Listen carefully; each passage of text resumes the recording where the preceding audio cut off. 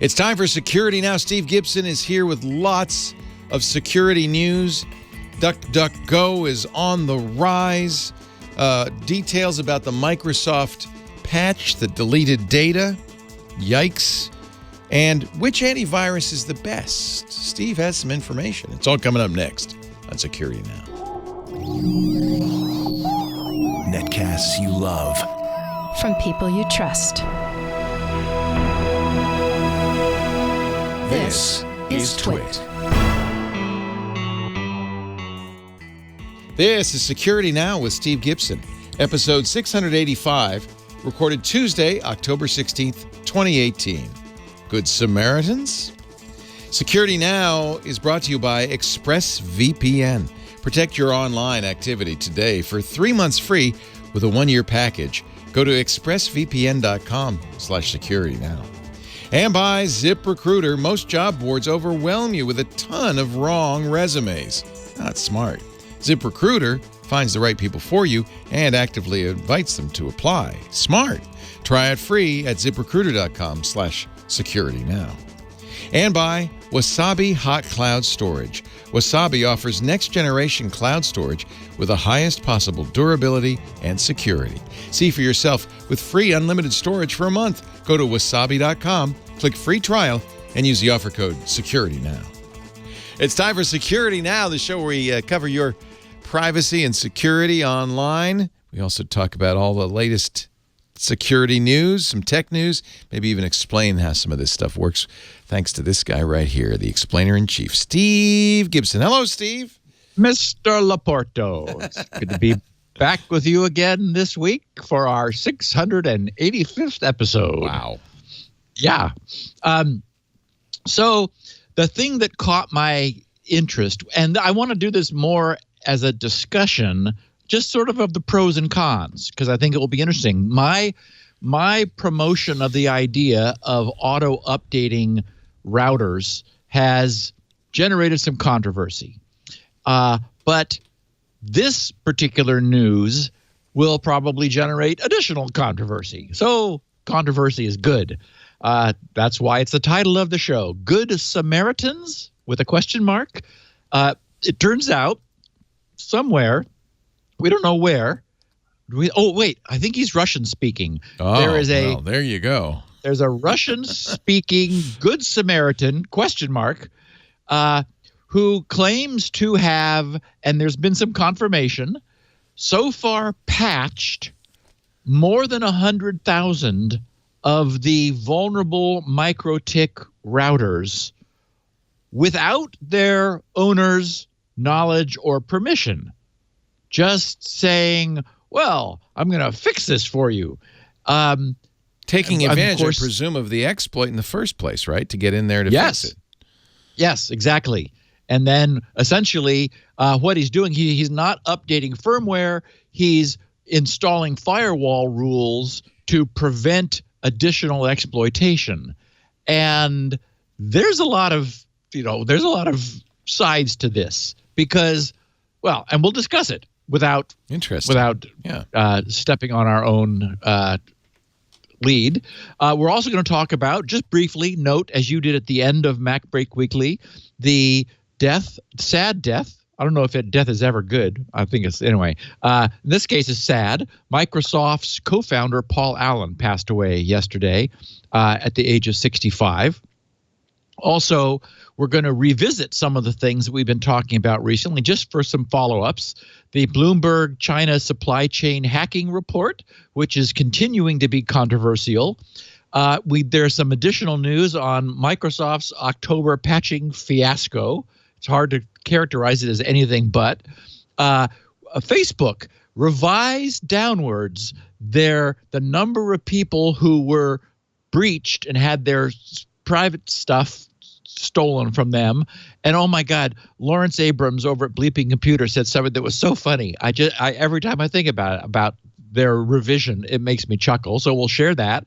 We're going to look at the end of TLS versions 1.0 and 1.1, explore Google's addition of something known as control flow integrity, which was added for the first time to Android 9.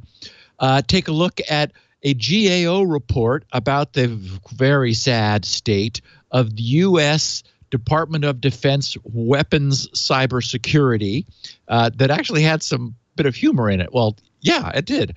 I was trying to think whether it came from reporting or from the report itself, but no, it was in the PDF. We're going to look at the implications of the forthcoming end of life of PHP 5.x. That's at the end of this year, and that could be a problem. We'll take a quick look at an AV comparison test, recognizing, as we always do, that they're always a little suspect because you got to wonder, well, who contracted for that? But it was interesting.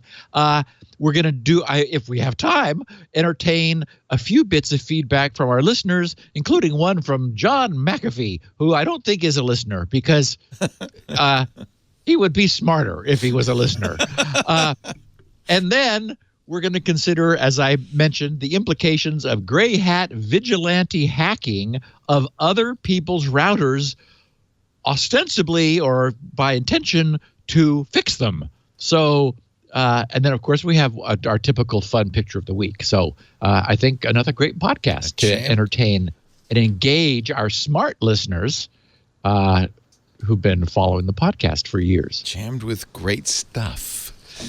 Our show today brought to you by ExpressVPN. If you want to protect your privacy online, whether you're in a cafe or at a hotel or even at home, a VPN is just the thing.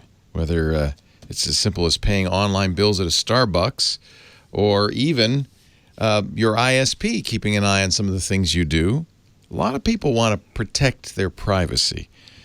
To protect your online activity from spies and hackers, you might want to check out ExpressVPN, consistently rated #1. TechRadar just rated it the #1 VPN service. It's got a 30-day money-back guarantee. It's easy to use. They've got apps for every platform. They run seamlessly in the background, whether it's a computer, a phone, a tablet. One click, and boom, you're on the VPN. You may not know it, and that's one of the nice things about having that app to tell you, because it's so fast. You might say, well, I can't possibly be on a VPN. Well, that's one of the reasons we like ExpressVPN. It will, of course, secure and anonymize your browsing by encrypting your data. It will hide your IP address. And as Steve has talked about many times, they do not log. That's very important with a VPN. They don't keep track of what you're doing. So no one can come to them and say, well, where was Leo on Friday night? That means you can safely surf on public Wi-Fi without being snooped on or having your personal data stolen. You can surf at home without having your ISP know what you're up to. #1, less than $7 a month.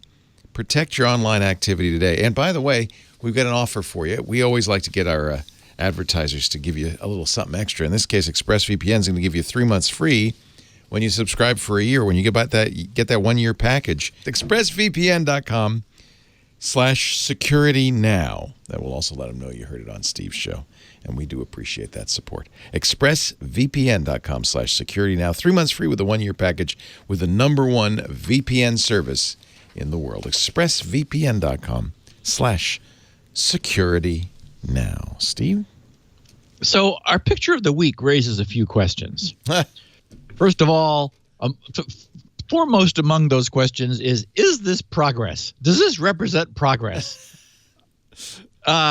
We're looking at a Coca-Cola machine where the screen is explaining that this dispenser is temporarily out of operation. Please wait while the dispenser performs required nightly maintenance, and then in all caps, which makes me wonder who this message is aimed at. Do not shut down the dispenser. Don't unplug it. Whatever you do.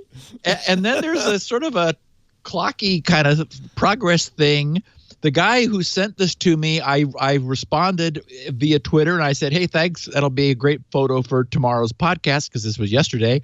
And he wrote back and he said, just FYI, the progress meter was not moving. Yeah. Now, the other worry is that it says downloading updates. So it's like, okay, so your Coca-Cola dispenser has to have an internet connection. Now, the screen is also glossy, So we can see the reflection. We sort of see the shadowy outline of the guy who took the picture, but behind him is windows and daylight, which really makes this look like it's not night. So, and there's something that says 1:26:37. And I'm thinking, well, I hope that's not the remaining time. I think it is. Counting down. In an hour and a half, you'll get your Coke.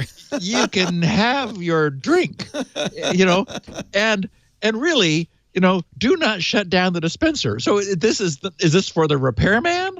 Or, I mean, a mischiefy, scoundrel would be tempted to do just that because, there's a plug back there somewhere. So I don't know. This whole thing, I'm skeptical about this kind of progress. I mean, for example, why is it that it can't be happily doling out Coca-Cola while downloading those updates in the background? It doesn't have to stop. It can't run its Coke dispenser while it's, there's no multitasking here or what? It just doesn't make any sense to me. So it's like, okay, fine.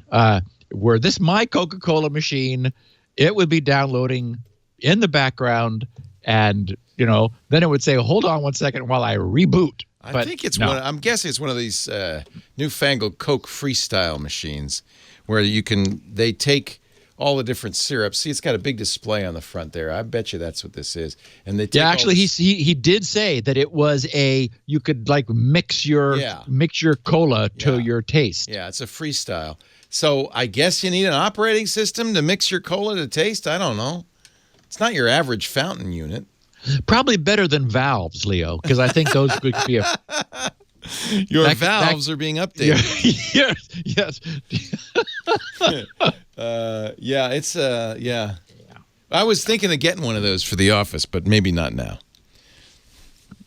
Well, I would love to have some feedback about, why, what it's doing in the middle of the afternoon, updating for an hour and a half when you got thirsty coworkers sitting around here saying, hey, boy, Leo, this was a real improvement. Yeah. I think it's downloading the new Fanta Halloween flavors. They're scary good. That must be Oh, my it. goodness. Yeah. So I'm not going to get into this any further. You don't want this stuff. Trust me. You don't want this. No. I'm happy with my single flavor espresso. Thank you very much. Yeah. So this machine does have an app. So I'm thinking app enabled, it probably needs updates from time to time. Yeah. Again, it should just do it by itself in the middle of the night. It should be able to give you foam and fizz and things while it's downloading to itself and then say, oh, hold on one second. It kind of makes the burp sound and then reboots. But no. You can actually use the app to make your own mixes. I'm sure you can. And there's some way that you can go to the machine and share it with the machine. What could possibly go wrong? So, lots of controversy raised by Bloomberg's report. I noticed I spelled their name wrong in my title, but I know that's an ERG, about the Chinese supply chain problem that was the topic of last week's podcast. And I was just curious to see how, what had happened since and what was the upshot and so forth. Business Insider reported that all parties involved have denied the report, including most recently the Secretary of the Department of Homeland Security during a Senate hearing last Wednesday.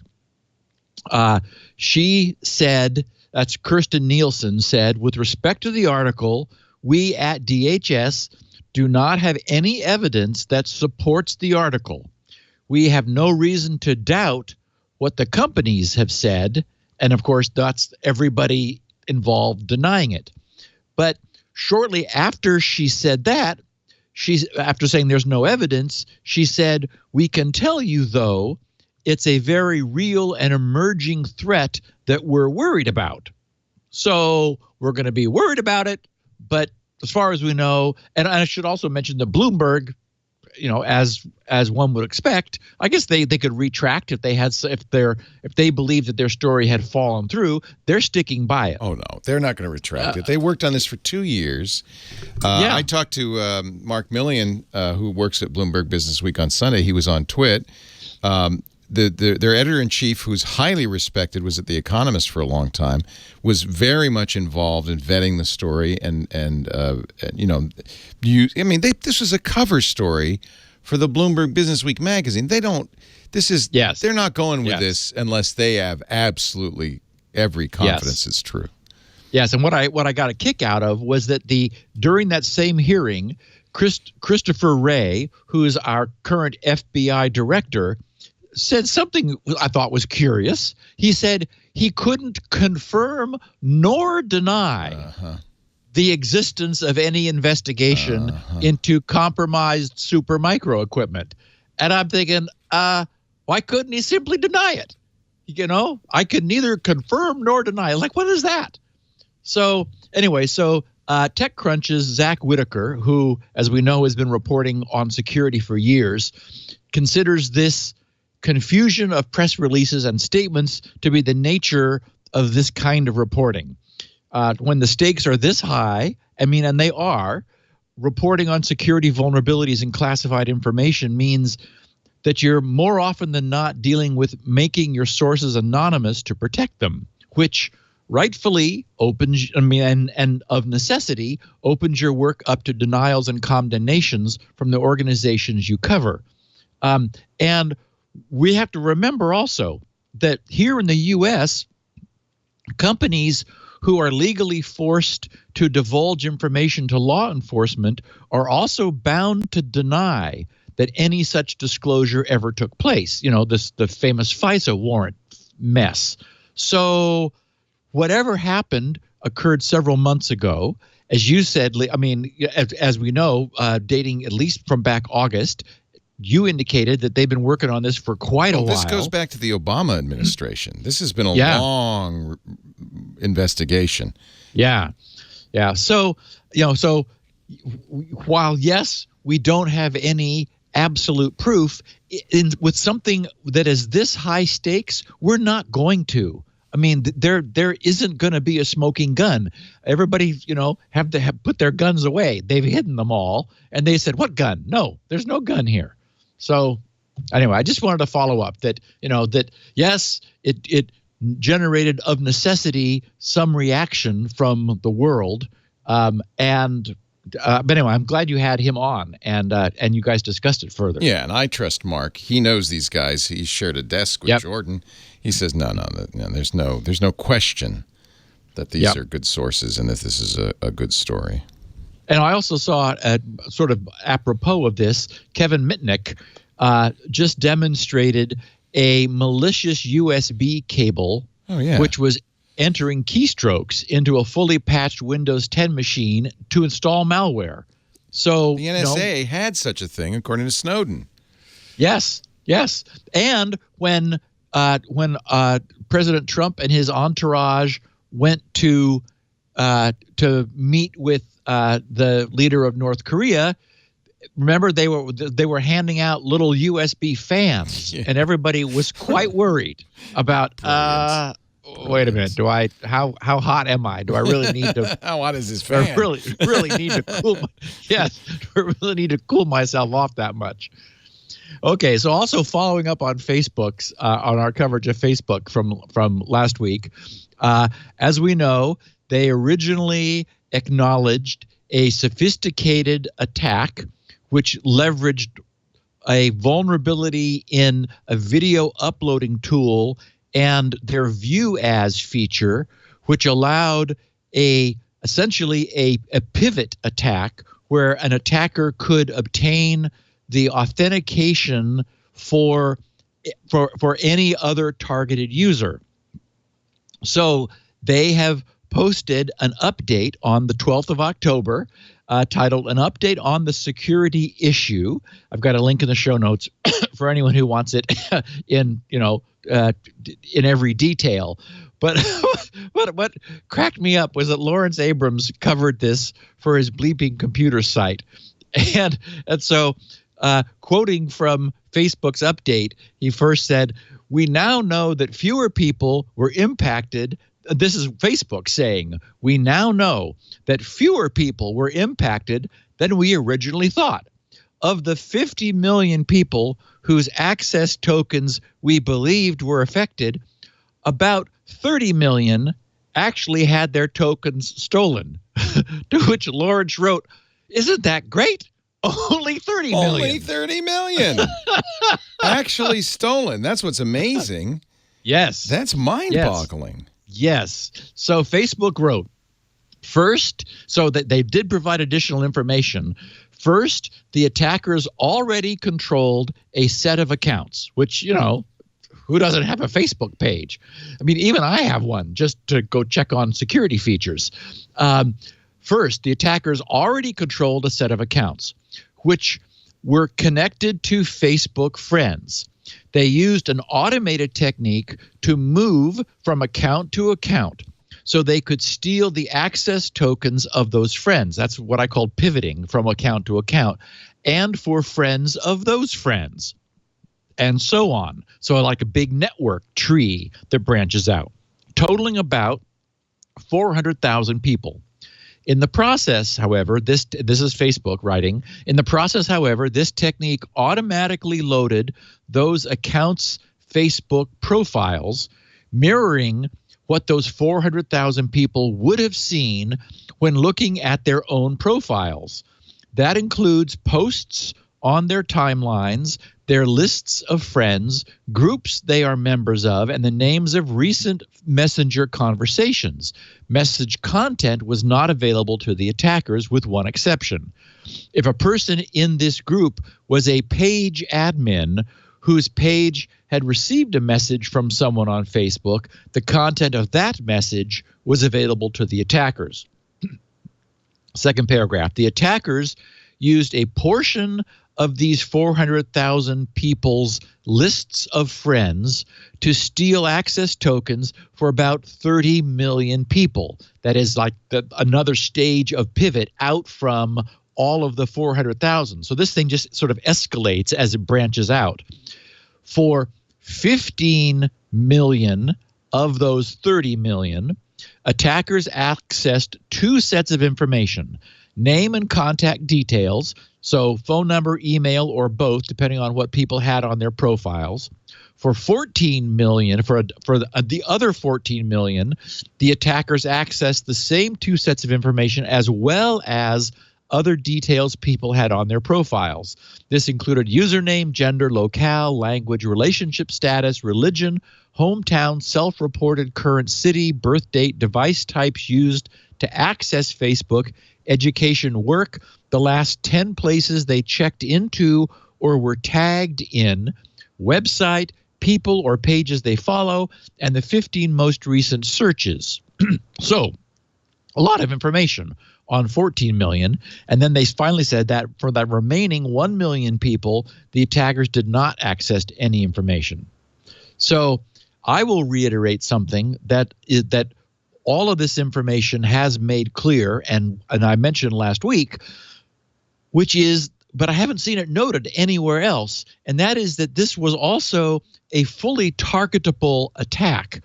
I've worried that the size of the number has sort of leaves people to believe that this attack was just sort of like a you get what you get sort of attack. But first of all, we know that both of the top two Facebook executives were compromised. Maybe they just fell into this 30 million, but also probably because the idea is, since you could say view as somebody else would see me, and then in the process you acquire that person's authentication token, you can ask for anybody you want to see what your page looks like and then pivot to their identity. So to my way of thinking, while yes, 30 million is a big number, albeit down from 50, the fact that these people, these attackers could get this information, although, again, not not total account takeover, just viewable information, but also, logged on authentication, but for anybody they wanted. That makes it, in my mind, more serious. And also missing from this Facebook update is they neglected to mention that the then owner of someone's authenticated Facebook identity could then use the widespread sign-in with Facebook to, OAuth, to log into many other internet websites and services under the identity of that impersonated account, which again is very powerful and potent. But Facebook, decided not to update us on that issue. So anyway, I just wanted to follow up. I just got when I read what Lawrence wrote. Isn't that great? Only 30 million. Oh, what a relief. Yes, we could all, and as we know, and there is they concluded their posting Facebook did by saying people can check whether they were affected by visiting our help center. In the coming days, we'll send customized messages to the 30 million people affected to explain what information the attackers might have accessed, as well as steps they can take to help protect themselves, including from suspicious emails, text messages, or calls. And it's not a simple URL. At facebook.com/help/security notice, all one word, !ref REF =SEC. I wouldn't want you to find it too easily. But that will take you to the page. You could probably go to their security page and navigate from there, I'm guessing. Dig in. Yeah. Okay. So also an update on the Windows 10 October update mess. And actually, there was so much that has happened in a week. It has been such a debacle that I found it a bit challenging even to organize it into a coherent view for this podcast. So last Tuesday afternoon, while we were recording last week's podcast, Microsoft posted to the Windows blog updated version of Windows 10 October 2018 update released to Windows insiders, okay, not the general public yet. So they said, quote, last week we paused the rollout of the Windows 10 October 2018 update, version 1809. So that's the update to the next, that's the feature update for all users as we investigated isolated reports of users missing files after updating. Given the serious nature of any data loss, okay, now get a load of this compared to how they end with and something we learned subsequently. Given the serious nature of any data loss, we took the added precaution of pulling all 1809 media across all channels, including Windows Server 2019 and IoT equivalents. We intentionally start each feature update rollout slowly, closely monitoring feedback, before offering the update more broadly. And of course, in this case, they're really glad. In this case, they said, the update was only available to those who manually clicked on Check for Updates in Windows settings. At just 2 days into the rollout, when we paused, the number of customers taking the October 2018 update was limited. While the reports of actual data loss are few, and here they quote the number you mentioned last week, Leo, 1/100th% of version 1809 installs, any data loss is serious. Okay, so yes, and what Microsoft failed to note here was the sobering news that there had previously been many reports from Microsoft's own Win 10 insiders of exactly this mass data deletion occurring to them, which Microsoft had ignored. So that slipped through the cracks. Now, to Microsoft's credit, as we know, anybody can make a mistake. They are working to fix this. They said, prior to re-releasing the October 2018 update, our engineering investigation determined that a very small number of users lost files during the October 2018 update. This occurred if known folder redirection had been previously enabled. And Leo, you brought this up as while we were covering this last week, because that news had just occurred. But files remain in the original old folder location versus being moved to the new redirected location. KFR is the process of redirecting the known folders of Windows, including desktop, documents, pictures, screenshots, videos, camera roll, etc., from the default folder location, which is C:\users\username, then folder name, to a new folder location. In the previous feedback from the Windows 10 April 2018 update, okay, so that's April 2018 update, which was the previous feature release. So in the previous feedback from the Windows 10 April 2018 update, users with KFR, that is the known folder redirection, reported an extra empty copy of known folders on their device. Based on feedback from users, we introduced code in the October 2018 update to remove these empty, duplicate known folders.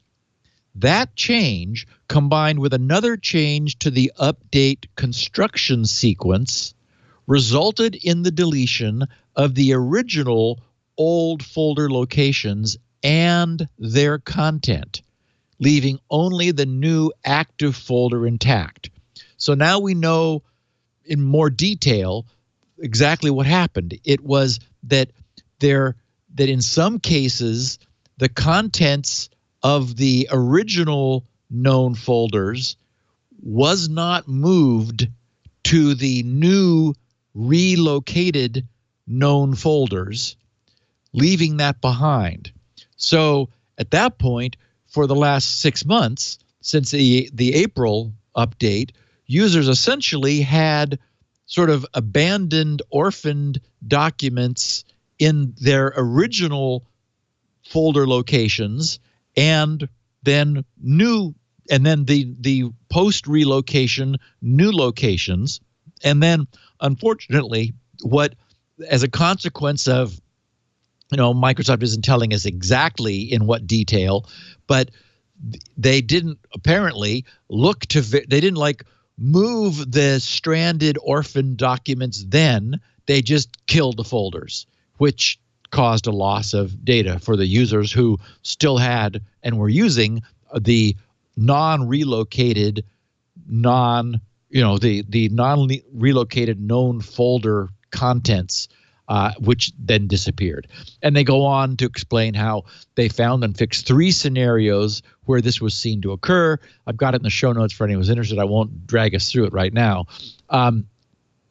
Then they indirectly addressed the fact that insiders had been screaming about this problem well before the update's release and being ignored. Microsoft concluded their posting saying, quote, "To help us better detect issues like this, today we have enabled a new feature in the Windows Insider Feedback Hub. We've added an ability for users to also provide an indication of impact and severity when filing user-initiated feedback. We expect this will allow us to better monitor the most impactful issues even when feedback volume is low." And again, feeling a little chastised, I'm sure, they said, "We will continue to closely monitor the update and all related feedback and diagnostic data from our Windows Insider community with the utmost vigilance. Once we have confirmation that there is no further impact, we will move towards an official re-release of the Windows 10 October 2018 update. We apologize for any impact these users may have had, blah, blah, blah. So, so there were reports of it on the Feedback Hub as a consequence of, well, aided by the fact that there wasn't the ability before now for people posting feedback to really raise an alarm algorithmically. Apparently lots of people were saying, oh my God, files have just been deleted, but that slipped through the cracks. So now Microsoft has added the ability to specify the severity of the problem. So that's good, and hopefully that will help to prevent this moving forward.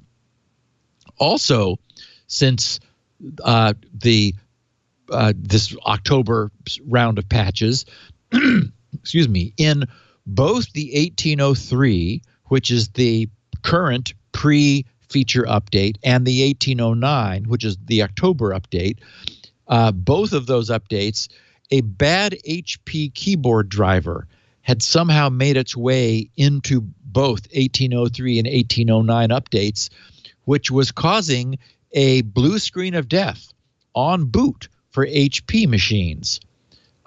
It was triggering a WDF, Windows Device Framework or Driver Framework violation. And this is, of course, problematical for users who are not technical, because if you installed the updates and then rebooted, at that point you were never able to get Windows up again. It would blue screen while it was trying to boot. So it took intervention in order to back out of that driver. Microsoft explained that if you hadn't rebooted, you could get rid of the driver, which was version 11.0.3.1, and then you'd be okay for rebooting. But if you had rebooted, you need to go to additional measures, and there's knowledge base articles and so forth. I've got the link in the show notes for anyone who's interested. So Microsoft acknowledged that this was a problem that crept into this month's updates for Windows 10.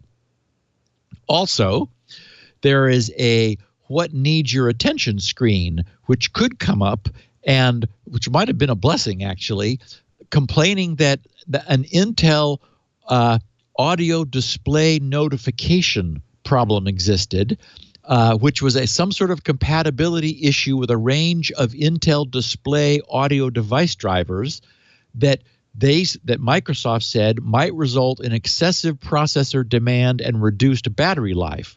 As a result, the update process to Windows 10 October 2018, that is the feature update to 1809, will fail. If you see a what needs your attention notification when you run the October update, you have an Intel display audio device driver, and then they note which one it is installed on your system that is preventing that update from occurring, which, as I said, may have been good, because also and separately, people who did get the install, actually either the regular update to 1803, just the regular monthly 1803 updates, or the feature update,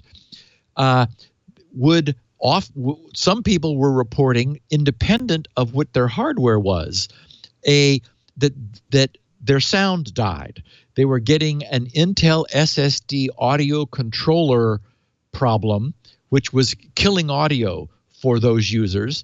In that case, since it doesn't prevent your system from booting, you can go into Device Manager and delete this. It's called the Intel Smart Sound Technology driver version 9.21.00.3755, and that gets your sound back.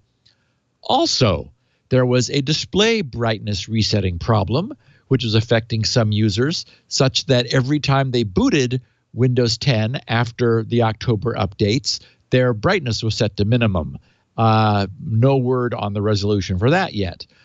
And with the release of Windows 10 1809, which is the feature update, the Microsoft Edge web browser and Microsoft's the UWP store apps might no longer be able to connect to the internet, which is a pesky problem for a web browser. It turns out that Edge and the UWP apps now require, as of 1809, TCP IP version 6 to be enabled, or they will not connect.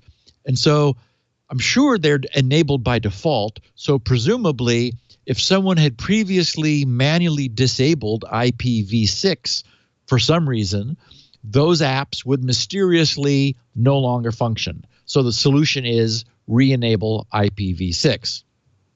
So anyway, many problems, as we know, for this rather painful round of updates. And of course, it's no wonder, seeing this, that enterprise IT would be reluctant to jump onto updates immediately. You can imagine if enterprise-wide they'd standardized on HP systems that all were blue screening after they restarted, and that caught them by surprise. So I'm liking the idea more and more of holding off for maybe a week at least on installing new features. And given the fact that 1803, which is the existing latest build, not the feature update, was also suffered as a result of many of these problems in October, maybe just holding off on updates altogether, or if nothing else, make an image of your system so that you're able to recover from something that might happen, so that you're not in trouble until Microsoft gets around to fixing it. Also, believe it or not, there's one more.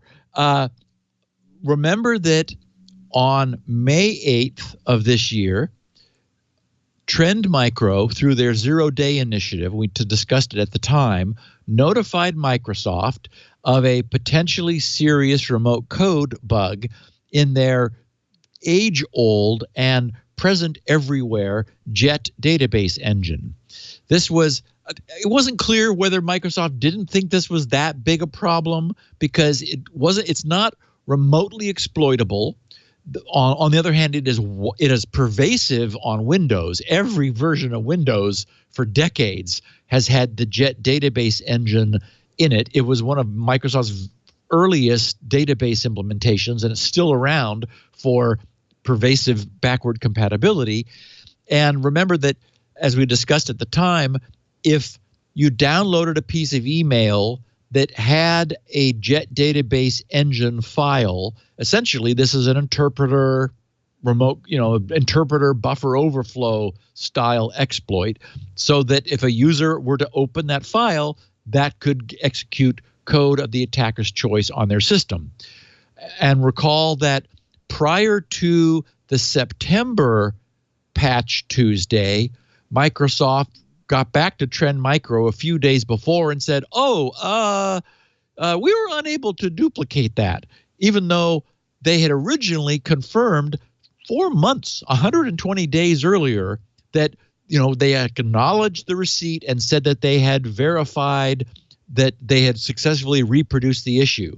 Well, Trend said, sorry about that, but we gave you 4 months, so we're going to publish. So they missed the September patch update, right? So then on the 20th of October, it's the 20th of September, Trend went public with the news. And at the time, we discussed it on the podcast, of course, and said that, okay, well, Microsoft barely missed it for September. Certainly they're going to get it for October. Now we're at September 20th. There is that micro patch available from the Acro security guys, which was, I think it was a 22-byte patch that was an in-RAM patch, which the Acros technology, they have those things they call micro patches to fix little things like this quickly. And I said, it's a third-party patch. Even though the patch itself is 22 bytes, that's a patch descriptor. You have to have a patching engine downloaded first. You have to sign up for an account with them, and it's like, let's not bother. Okay, well, The other thing that happened for October is that Microsoft did implement a fix for this problem in the Jet database engine, and they did it wrong. So the problem is still there. So now we have sort of a different concern, and that is probably for a month, we're not going to have this thing properly fixed. And we know from a binary diff of the DLL that was fixed at the beginning of the month exactly what it is that Microsoft did. So this is a classic case of reverse engineerability. The guys at Acros Security who implemented the patch immediately for the original problem, their patch was broken by Microsoft's attempted fix of the Jet database engine. They have a new patch, which is smaller. Now it's only 18 bytes, which repatches Microsoft's breakage of their earlier patch. But the issue is for people who don't do this, and I still can't recommend a third-party patch, especially for something for which there is no known public exploit happening. On the other hand, if it is publicly exploited, we may not know it, because it would be a targeted attack. It would be somebody knowing that now, and understand where we are at this point. At this point, every single version of Windows in use has this remote code execution vulnerability in it today, fully patched. That is to say, every fully patched version of Windows has this problem, such that a malformed file, which happens to be a Jet database, if executed, will run code on the victim's machine. So that file could be delivered through a web page download, through email, through whatever means, and if executed, it runs code on that target machine. And every fully patched Windows and any patched Windows system now in use is vulnerable as a consequence of the fact that, first of all, Microsoft didn't fix it in 4 months. When they attempted to fix it in the 5th month, they did it wrong and left the vulnerability still there and exploitable.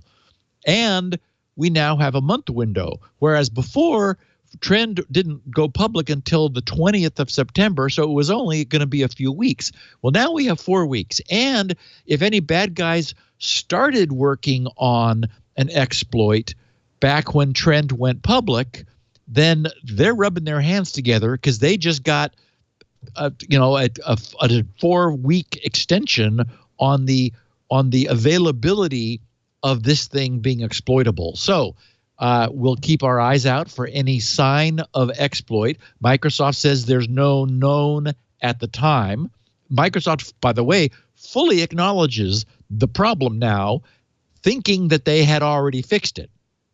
I've got a link in the show notes to their security guidance for the advisory, and this is CVE 2018-8423, where Microsoft says, a remote code execution vulnerability exists in the Microsoft Jet database engine. Yes, and still exists.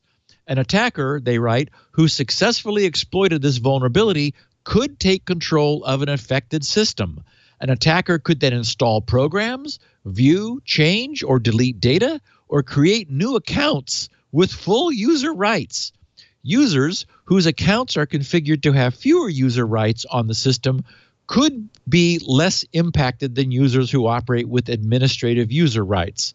To exploit the vulnerability, writes Microsoft, a user must open/import a specially crafted Microsoft Jet database engine file. In an email attack scenario, an attacker could exploit the vulnerability by sending a specially crafted file to the user and then convince the user to open the file. So Microsoft is writing that believing that they had fixed it, which they didn't. And it is now every version of Windows in use has this presently available for exploit. So I will be frankly surprised if we're not discussing in a week or two that people are being attacked with this because it didn't get fixed. So anyway, if anyone is concerned, opatch.com, that is 0, the digit 0, patch.com is where Acros Security has their so-called micro patches, which is in this case an out-of-bounds write, and the little patch script is 18 bytes long, and essentially every time you boot the system, this reaches in and tweaks a few bytes in Windows to actually fix the problem, rather than Microsoft that hasn't managed to fix it in 5 months. So anyway, maybe Microsoft will introduce an out-of-band patch if it's found to be exploited. Again, targeted attacks, not brought. It does require user action and somehow to arrange to execute something, but it's certainly cause for some concern. And so is my dry mouth, Leo. Let's take a break. Moisten thine lips while I speak of ZipRecruiter, our sponsor for this portion of the show. If you're doing hiring, especially if you're a small business. If you're a big business, you got a whole department doing the hiring. You're hiring all the time. But small businesses like mine and individual proprietors, you're down a man. It's like a hockey team that's got 2 guys in the penalty box, and you're trying to survive while you're working harder and finding somebody. So can I recommend a solution? ZipRecruiter. ZipRecruiter is smart.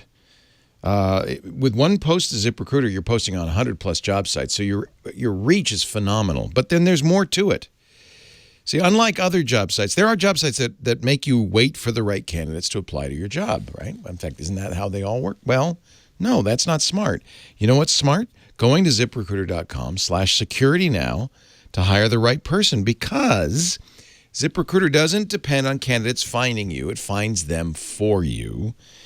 And I can vouch for this because we posted when our bookkeeper left a couple of months ago, we posted on ZipRecruiter. Within a few hours, Lisa was getting amazing candidates.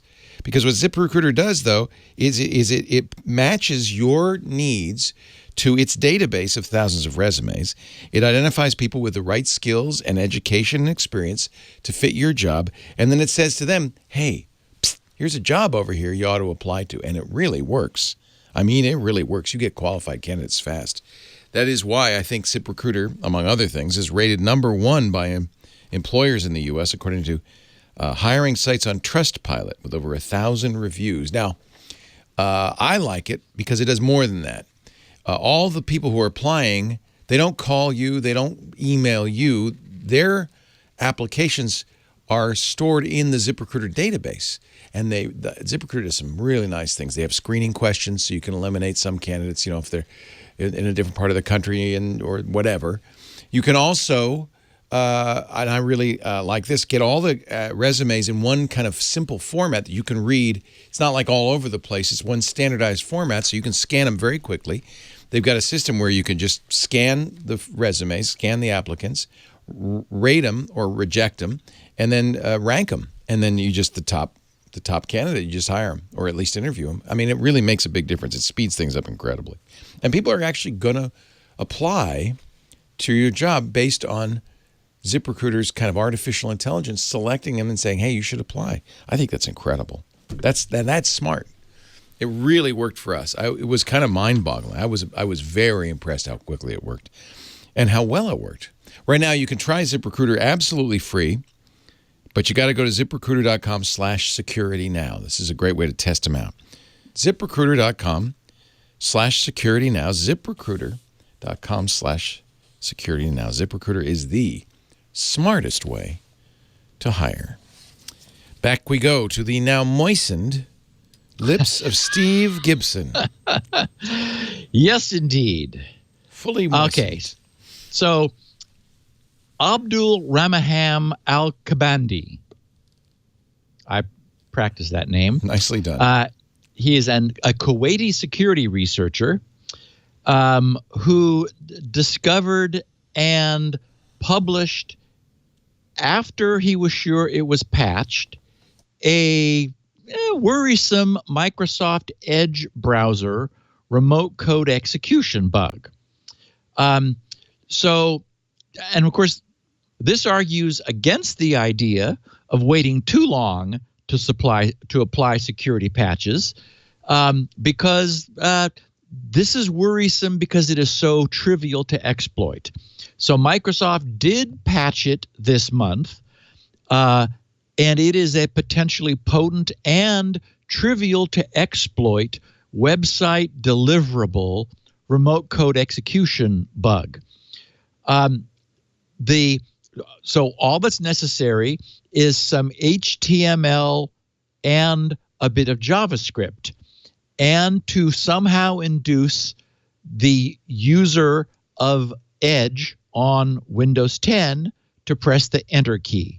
So it's not clear, but it seems as though an advertisement could deliver this, because it's just HTML and JavaScript, and we know that that's what ads are. And if something could get you to press Enter, then this runs on your system. Now, again, patched in October. So if there's a window of opportunity, it exists between the acknowledgement of this problem. He did wait to verify that the patch existed. That is, that Microsoft had fixed the thing that he had previously responsibly disclosed to Microsoft before posting not only the details of the problem, but full working proof of concept code. So the point is that we know that not all of the gremlins who inhabit the internet are high-end exploit developers. One doesn't need to be one in order to leverage this particular exploit. It's laid out. So it's a little more worrisome than it would otherwise be that almost anybody could leverage this into a working exploit. So again, patched already, but for any systems that are delaying for whatever reason the application of October's patches, this thing is there, and it does allow remote code execution under the default browser, which is Edge, for Windows 10. So just sort of a heads up, and another example of this very dynamic world that we're in right now with security updates and patches. Yesterday, all 4 major browsers, and of course, by implication, their minor subsidiaries, announced in a coordinated announcement the planned deprecation of TLS version 1.0 and 1.1.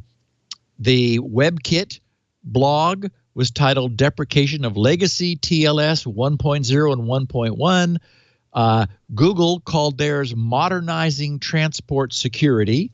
Microsoft said Modernizing TLS Connections in Microsoft Edge and IE11. And Mozilla said removing old versions of TLS.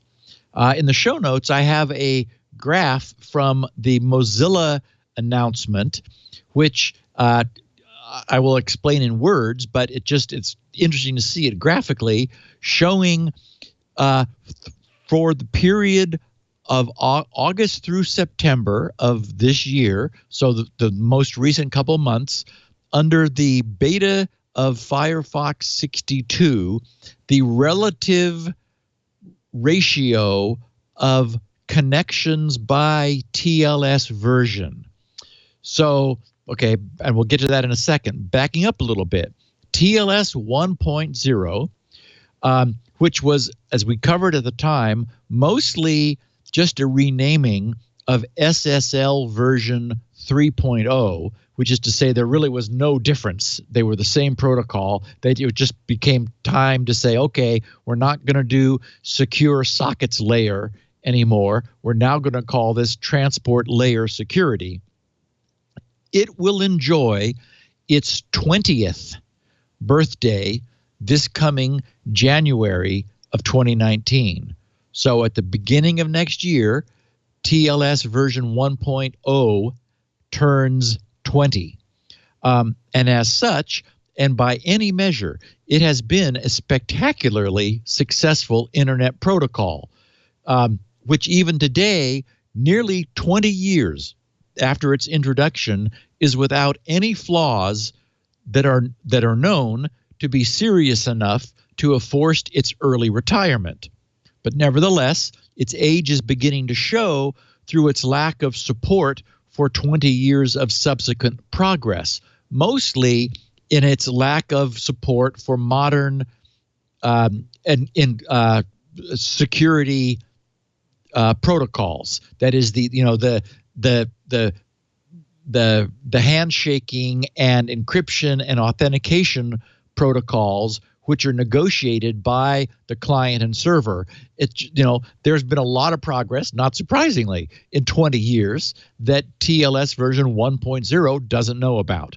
So it's not that there's anything broken about it. It's just that the things that it's able to bring along in terms of its cipher suites, they're just not modern anymore. So consequently, as I said yesterday, all 4 major browser vendors announced their coordinated deprecation, the end of lifing of TLS 1.0 and 1.1. At where we are today is that TLS version 1.0 is down near 1%, 1.11% of all connections today are using TLS version 1.0. And 1.1 never really got off the ground. It tweaked the protocols a little bit to solve some problems for which there were already other workarounds. So no one really bothered with it, such that it's currently at 0.09%. I mean, almost none. And anything that supports 1.1 also supports 1.0. So it really didn't ever really need to happen. The major protocol today is 1.2, and 93.12%. So, better than 93% of all connections that were observed by Firefox during their period of monitoring were using 1.2. And already, we discussed a few months back, the final ratification of TLS version 1.3, that's at 5.68%. So 1.3 is where we're eventually headed. 1.2 is where we are solidly now, with only 1.11%. And let's see, in fact, if we add 1.0 plus 1.1, that brings us to 1.2% of those older protocols. So when do they die? Even though they are barely seeing any use, they will not be formally killed until March of 2020. So 15, 16 months from now, 17 months from now. So still plenty of time, but it is the case that this deprecation will be staged and made clear so that everybody who is involved in this should know if they are in charge of websites which are not yet able to offer 1.2. But it does mean that when this finally happens in March of 2020, all the major browsers will, and their subsidiaries that are offshoots of their code base, will absolutely stop acknowledging TLS 1.0 and 1.1. And again, not really for any clear reason, except that it's just time to move on. And it will allow the existing code bases to get cleaned up by no longer needing to back support a protocol that was originally created 20 years ago. So Google's Chrome will begin deprecating 1.0 and 1.1 in Chrome 72, such that visitors to sites that are unable to accept 1.2 or 1.3 connections, that is only understanding 1.0 or 1.1, will begin to see deprecation warnings in the DevTool consoles from Chrome 72 on. But it won't. So that's 72. Then there's 73, 74, 75, 76, all the way up to 81. It won't be until Chrome 81 that 1.0 and 1.1 will be completely disabled.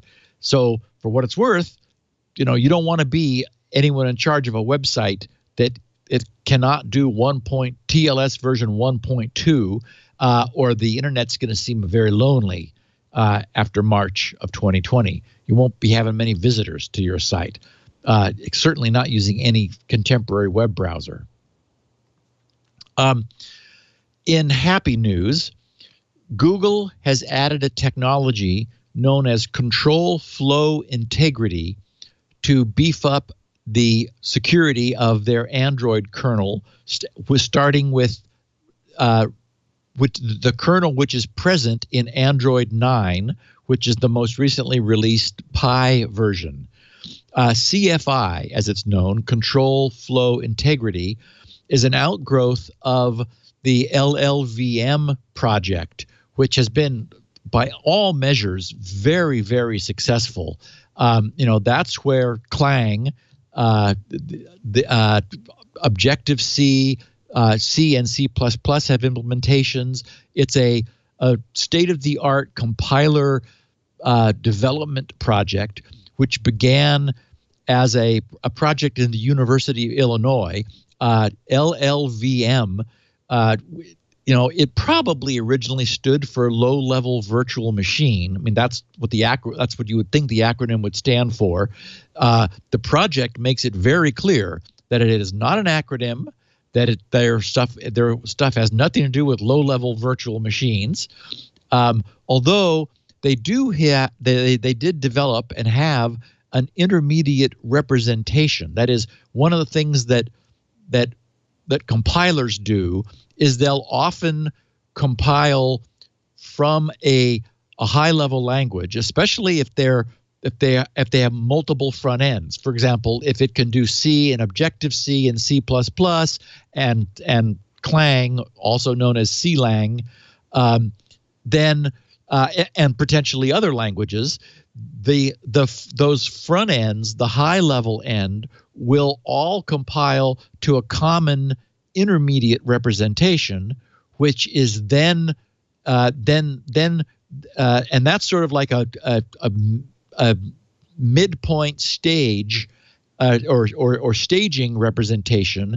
And then you have, depending upon which hardware architecture the compiler is targeted for, you then take that common intermediate representation and emit code for ARM or for x86 or x64 or whatever architecture you're targeting. So my guess is that that's where LLVM came from. They're distancing themselves from that as an acronym, for what it's worth. Okay, so CFI is an outgrowth of that work. It's been around for a few years and has been already incorporated into other projects. Microsoft first incorporated it into Windows as when they called it Control Flow Guard, CFG, which appeared in the Update 3 of Windows 8.1 back in November of 2014. And developers are able to add this if they've got Visual Studio 2015 and later by adding a /guard:\cf flag to linker. So it's readily available and present. And as of Windows 10 Creators Update, which was the famous version 1703, the Windows kernel itself is compiled with this control flow guard. So the central idea of both CFI and Windows implementation CFG is it's another approach to dealing with this return-oriented program, ROP exploitation. We've talked about this, how when you lock the system down such that you can no longer execute your own code, which you provided in a buffer overflow, when the buffer is on the stack, because the stack has been marked as non-executable, attackers, infinitely and always and ever clever, they said, oh, okay, well, we can't execute code we brought, so we're going to execute code that's already there. And of course, the any OS kernel has got tons of code in it waiting to be executed. And although none of the subroutines or functions that are there may do exactly what the attacker wants, what clever attackers have figured is that the ends of subroutines, like the last chunk of a subroutine, might do something useful, after which, as subroutines do, they return to the caller. So that's why this was known as return-oriented programming. The idea being that you could knit together a malicious effect by just successively jumping into the tails of the subroutines in existing code in order not to execute your own, but to execute code that's already there. But notice that what's happening is you're making a jump into somewhere that you weren't intended to go. That is, a subroutine is meant to be entered at the top and do its work and then exit at the bottom, not to be jumped into the middle of. So, for example, so anyway, the idea is to catch and prevent this malicious code reuse by checking the jump destinations of any data-driven indirect jumps. An indirect jump is one where existing code is jumping to another location where that location is specified by the data contained in a register. That's what it's indirect because the jump instruction itself doesn't say where to go to. The jump instruction looks at the contents of a register and uses that as the destination for its jump. That's called an indirect jump. So since bad guys might be able to change a register's contents, they're then able to execute a jump to the location of their choosing. So Windows prevents this, believe it or not, by maintaining a bitmap of allowable valid jump destinations. And when a CFG application is being built, a bit of extra bitmap checking code is added before every indirect jump instruction to verify that the location it is jumping to is a valid entry point, that is something the system expects code to be jumping to, not code down in the middle of a subroutine, which no valid code would ever jump to indirectly. Chromium, the Chromium web browser, uses similar technology, the CFI technology under Linux, where the addition of CFI has been benchmarked to have an execution overhead of less than 1%, but in this case, it had a size overhead of about 15%.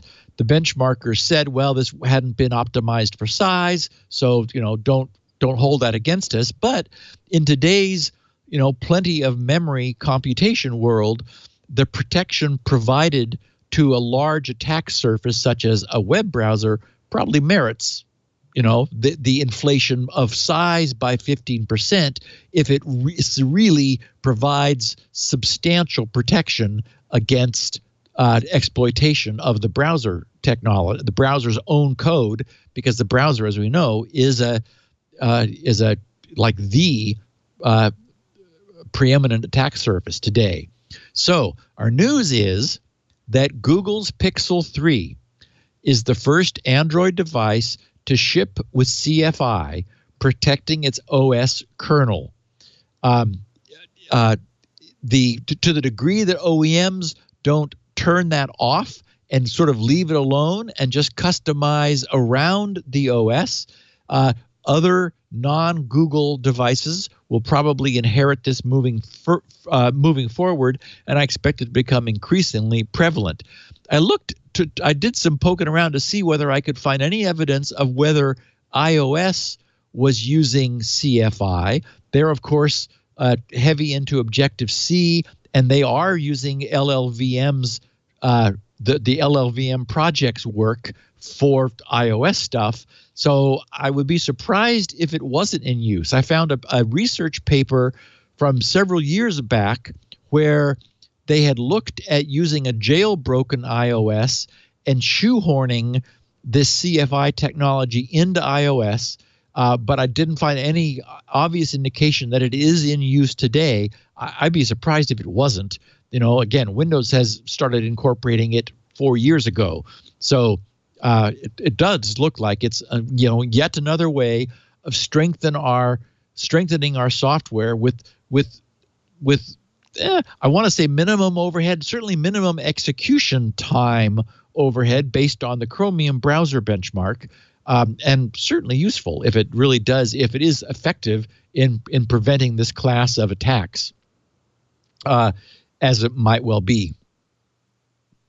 Okay, so Leo, there was a report that was commissioned by Congress to ask the U.S. Government Accountability Office to take a look at the state of the Department of Defense's readiness against cyber attack. Now, we have to acknowledge that even the term government accountability is a bit of an oxymoron itself. But I have a link to a 50-page PDF. And I pulled some excerpts from it. One that was just caught me by surprise. I thought was kind of fun. In their report, the GAO says why GAO did this study. The DoD plans to spend about $1.66 trillion to develop its current portfolio of major weapon systems. Potential adversaries, they write, have developed advanced cyber espionage and cyber attack capabilities that target DoD systems. What GAO found is sad, won't surprise anyone, but I mean, it's actually a little terrifying. The Department of Defense faces, GAO writes, mounting challenges in protecting its weapons systems from increasingly sophisticated cyber threats. This state is due to the computerized nature of weapon systems, DoD's late start in prioritizing weapon systems cybersecurity, and DoD's nascent understanding of how to develop more secure weapon systems. Really nascent? It's just being born. Just now. Apparently, they're just thinking. Well, maybe we should start. Maybe we ought to think about that. Yeah. DoD weapon systems are more software dependent, they write, and more networked than ever before. Automation and connectivity are fundamental enablers of DoD's modern military capabilities. However, they make weapon systems more vulnerable to cyber attacks. Although GAO and others have warned of cyber risks for decades, until recently, DoD did not prioritize weapons systems cybersecurity. Let me read that again.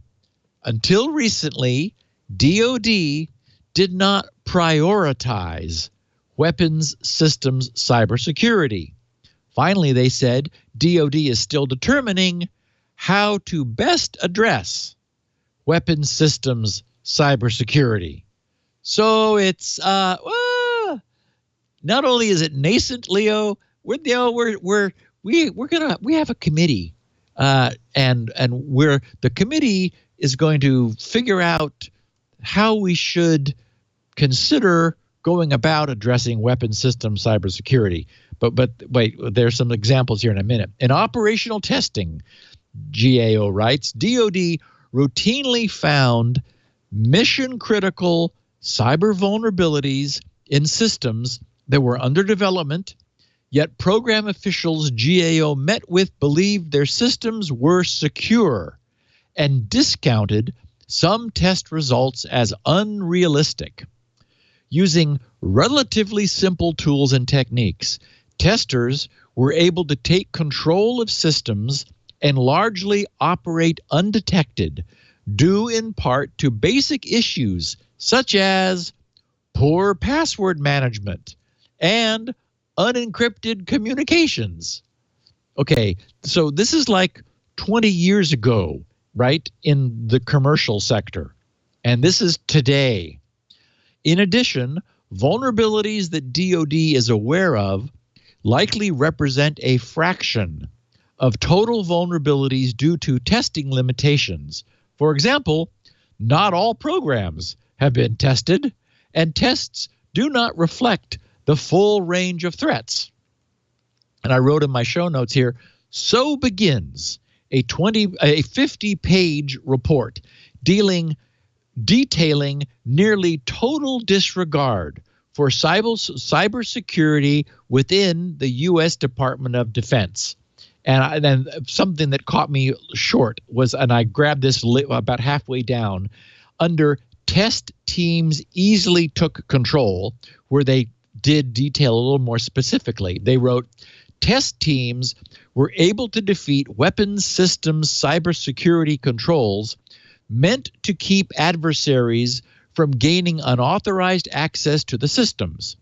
In one case, it took a 2-person team just 1 hour to gain initial access to a weapon system and 1 day to gain full control of the system they were testing.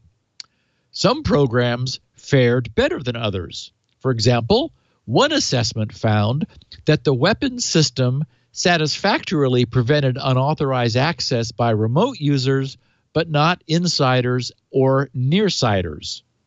Once they gained initial access, test teams were often able to move throughout a system, escalating their privileges until they had taken full or partial control of a system. In one case, the test team took control of the operator's terminals. They could see in real time what the operators were seeing on their screens and could manipulate the system. They were able to disrupt the system and observe how the operators responded. Another test team reported that they caused, get this, Leo, a pop-up message to appear on users' terminals, instructing them to insert 2 quarters to continue operating. Game over, man.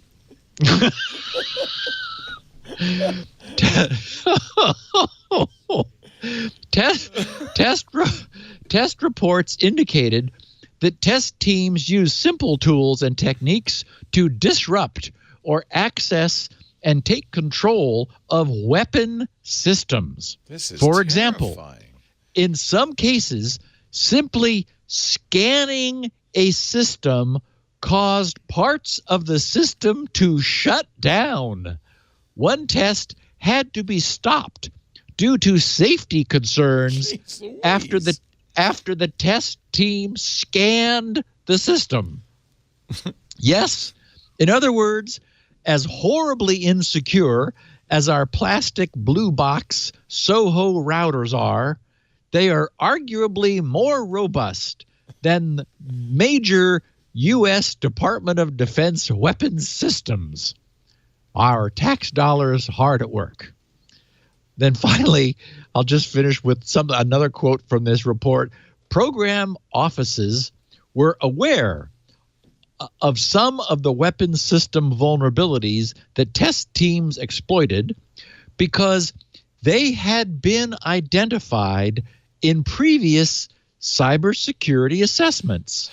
For example, one test report indicated that only 1 of 20 known cyber vulnerabilities identified by a previous assessment had been corrected. The test team exploited the same vulnerabilities to gain control of the system. When asked why vulnerabilities had not been addressed, program officials said they had identified a solution, but for some reason it had not been implemented. Oh, my God. What do you know? They attributed it to contractor error. That's right. Point your finger. Another big iceberg. We only... it's a big iceberg. Another test report indicated that the test team exploited 10 vulnerabilities that had been identified in previous assessments. In other words, yes, we have problems and we knew it and we've identified a solution, but for some reason it hasn't been implemented. Wow. Well, at least this report exists. I mean, I hope they listen to it and do something about it. I hope they turn the temperature up. Yeah. Yep. Our friends at the EFF are warning of the widespread use increasing use of facial recognition. And I'm glad they're on the lookout for us. They said a proposed amendment to the Chicago Municipal Code would allow businesses to use face surveillance system that could invade biometric and location privacy and violate a pioneering statewide privacy law adopted by Illinois a decade ago. So again, this would be a city of Chicago municipal code, which essentially is attempting to override a statewide good privacy law that was adopted a decade ago. The EFF joined in a letter with several allied privacy organizations explaining their concerns, which include issues with both the proposed law and the invasive technology it would irresponsibly expand, so they say. And so to give a little bit of background, they said at its core, facial recognition technology is an extraordinary menace, this is the EFF writing, to our digital liberties. Unchecked, the expanded proliferation of surveillance cameras coupled with constant improvements in facial recognition technology can create a surveillance infrastructure that the government and big companies can use to track everywhere we go in public places, including who we're with and what we're doing. This system, they write, will deter law-abiding people from exercising their First Amendment rights in public places. Given continued inaccuracies in facial recognition systems, many people will be falsely identified as dangerous or wanted on warrants, which will subject them to unwanted and often dangerous interactions with law enforcement. They say this system will disparately burden people of color who suffer a higher false positive rate due to additional flaws in these emerging systems. In short, they write, police should not be using facial recognition technology at all, nor should businesses that wire their surveillance cameras into police spying networks. And then they said, moreover, the Chicago ordinance would violate the Illinois Biometric Information Privacy Act, BIPA. This state law, adopted by Illinois statewide in 2008, is they write a groundbreaking measure that set a national standard. It requires companies to gain informed opt-in consent from any individual before collecting biometric information from that person or disclosing it to a third party. It also requires companies to store biometric information securely and sets a 3-year limit on retaining information before it must be deleted. It empowers individuals whose rights are violated to enforce its provisions in court. So they conclude, well, it's much longer, but I quoted them saying, having overcome several previous attempts to rescind or water down its requirements at the state level, BIPA now faces a new threat from this recently proposed municipal amendment in Chicago. The proposal to add a section on, quote, face geometry data, unquote, to the city's municipal code would allow businesses to use controversial and discriminatory face surveillance systems pursuant to licensing agreements with the Chicago Police Department. Anyway, and it goes on, but we get the idea. And, so once again, we have a situation where the technological advancement and progress, which, we all herald, is creating new capabilities that our established legal frameworks and assumptions have not been updated yet to address. And of course, we all know, because it was just recent, when Apple's iPhone 10 introduced their Face ID, a great deal of concern was raised about its privacy implications, and Apple went out of its way to explain how it was purely a local recognition and unlock capability, and that this wasn't, that wasn't giving Apple access to our 3G face geometry. It was entirely contained within the phone, very much like the Finger ID beforehand. So anyway, I'm very glad that the EFF is watching our backs. And after I wrote that, I thought, yes, and not our faces. So, yay. I just, in my browsing around for things to talk about that I thought were interesting, I ran across in Bleeping Computer a report from DuckDuckGo. They publish the activity reports just in numbers of how much use they're seeing, and I put a chart in the show notes showing essentially exponential growth. And a rapidly accelerating growth in the use of DuckDuckGo. You can see the numbers at DuckDuckGo.com/traffic, because they published this traffic report. And they proudly they proudly pronounce themselves as the search engine that doesn't track you. What annoys me, and I've mentioned this before, is that Google search links are now all redirecting, which is annoying because I want to be able to right click and do a save as in order to grab the link that the site that Google search is referring me to, and they're all crazy nonce burdened Google redirect links, which means, as we know, that Google who knows who I am, because there's my face on the browser page. I'm logged in with Google stuff. They know everywhere I go. Every link I click on Google search is being tracked. So I was curious, and I brought up a search for under DuckDuckGo.com, and sure enough, every link there is a direct link to the site that you're searching for. So I know that there's a chunk of our listeners who are interested about their privacy and are annoyed by tracking. So I just wanted to put DuckDuckGo on everyone's radar if it wasn't already. And I got a kick out of this, Leo. They're under don'ttrack.us, DONTTRACK.us. The second slide there is kind of fun.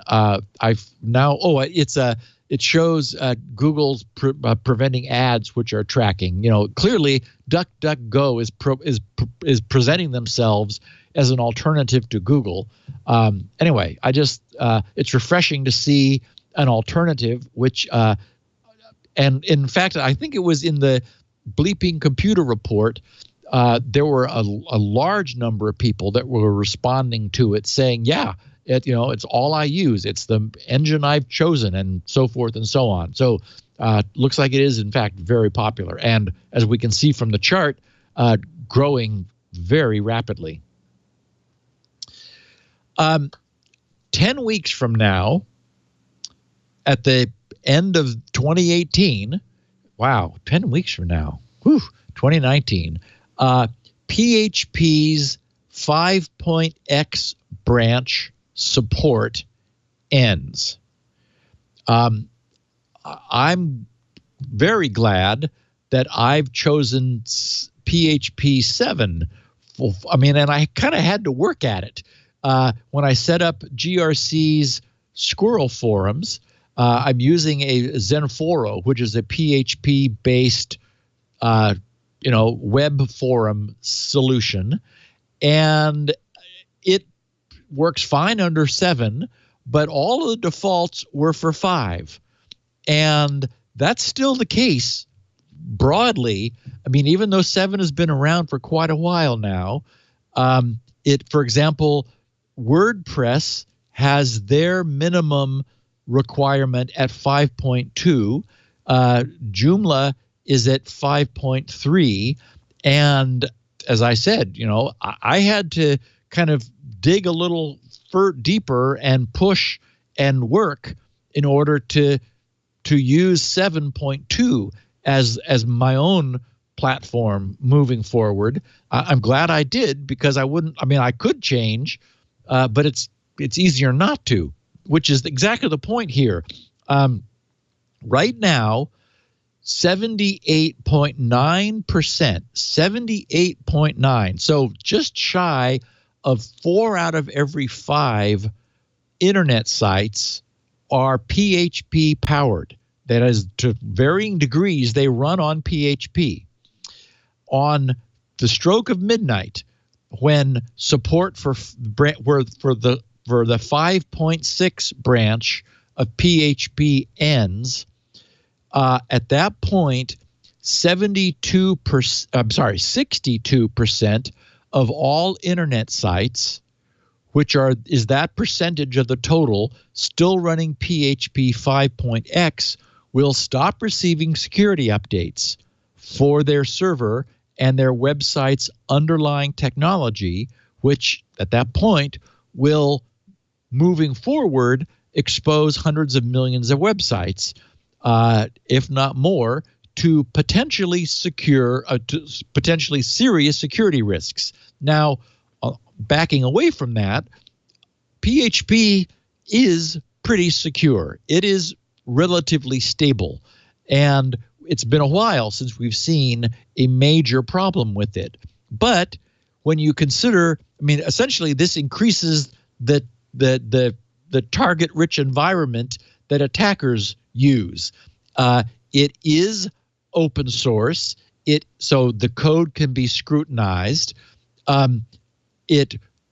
Starting with the beginning of 2018, 62% of all internet sites that don't move will be vulnerable if a problem is found, and that version will not be patched. So anyway, I just sort of wanted to put this on the get ready for next year radar, because I wouldn't be surprised if, when it's known that vulnerable sites can't easily update, it may paint a bigger target on those sites that don't. And for what it's worth, as a heads up to everyone, 10 weeks from now, no more 5.6 branch updates. So it might be worth considering, if you have an actively functioning, operating PHP-based site, as apparently 4 out of every 5 sites on the internet are, that you consider biting the bullet and making the move over to the 7.2 branch, which is where we are with the version 7 series of PHP. Which is not to say that there'll be a problem. It's got a good security record now. It's settled down and is being well run. Let's hope that there isn't a big problem that appears. And I mentioned skepticism about AV protection. Which AV is the best is a consequence of, or the answer to that question is a consequence of who you ask. There is a site that to me looked unbiased and comprehensive, known as avcomparatives.org. Again, I'm not making any representations for it. They said, our real-world protection test is currently the most comprehensive and complex test available using a large number of test cases. Currently, they write, we're running this test under Microsoft Windows 10 Pro RS4 64-bit with up-to-date third-party software, such as Adobe Flash, Adobe Acrobat Reader, Java, etc. Due to this, finding in-the-field working exploits and running malware is much more challenging than, for example, under a non-up-to-date system with unpatched, vulnerable third-party applications. So they're testing against the sort of systems that a responsible person who, hasn't removed Adobe Flash is using.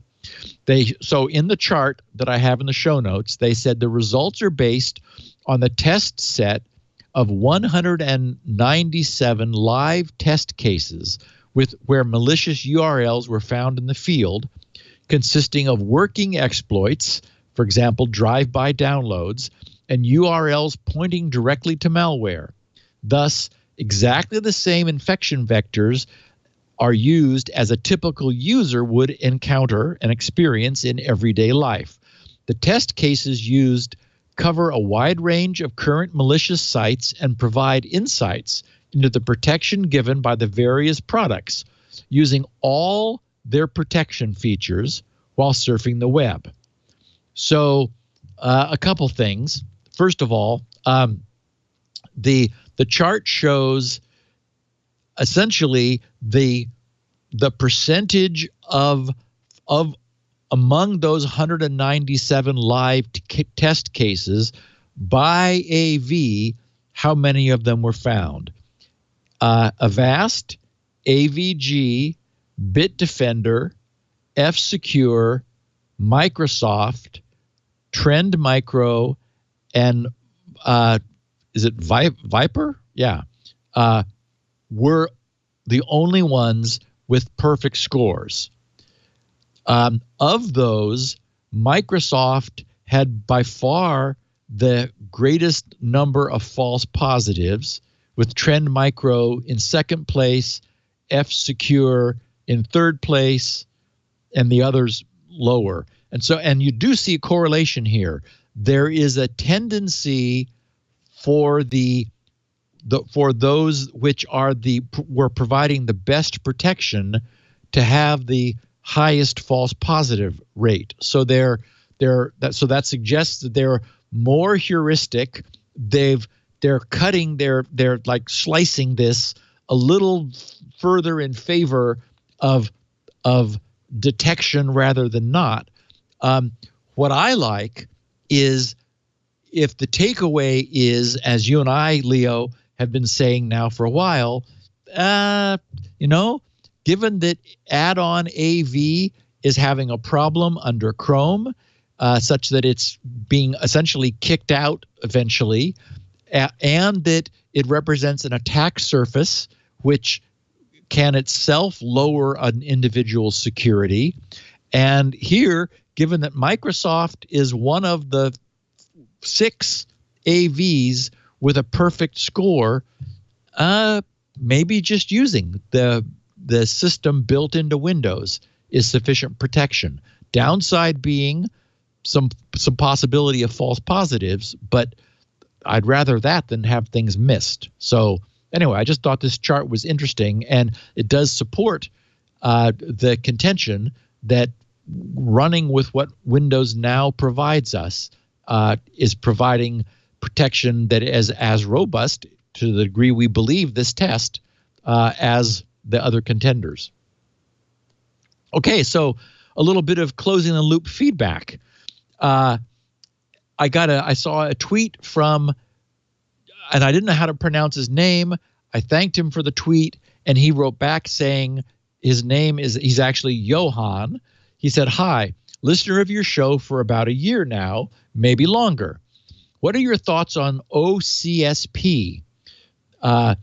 Had an issue the other day where I could not access my website via Firefox or Edge. Could in Chrome. Turned off OCSP validation in Firefox and it worked." He says, keep the setting off or turn back on. Thanks. So as we know, OCSP is the real-time certificate validation, which is a way of solving the revocation problem. That is, on the fly, a web browser can be asked to check for revocation.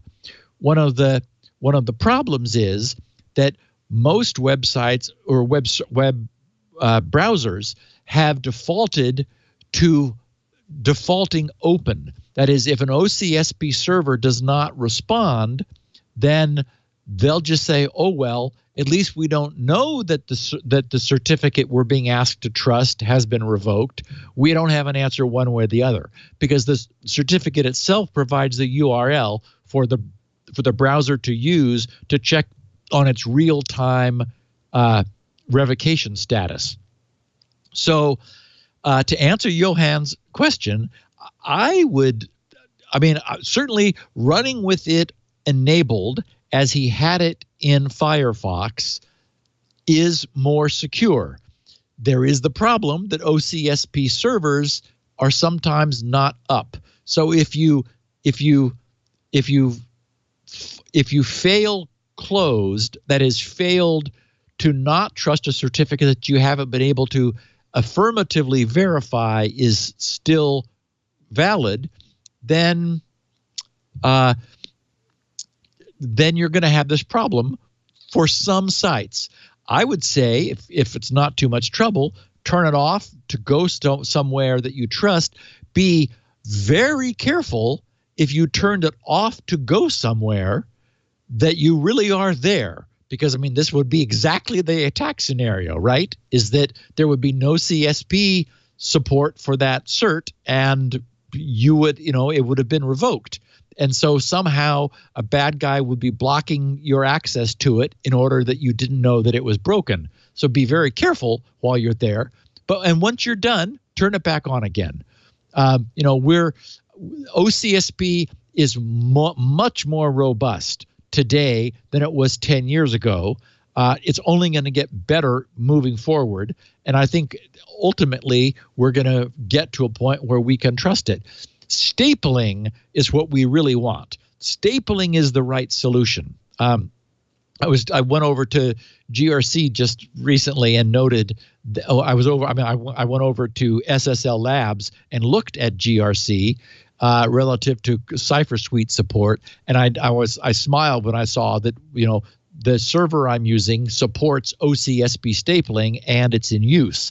What that means is that the web server itself goes and gets a fresh OCSP attestation and includes it with the certificate that it provides the web browser. So the web browser doesn't need to go out and separately get the OCSP certificate. So it's really, as I've discussed when we've talked about revocation, OCSP stapling is absolutely the right solution. And as servers evolve to support it, that solution will be increasingly available, and then OCSP won't be a problem.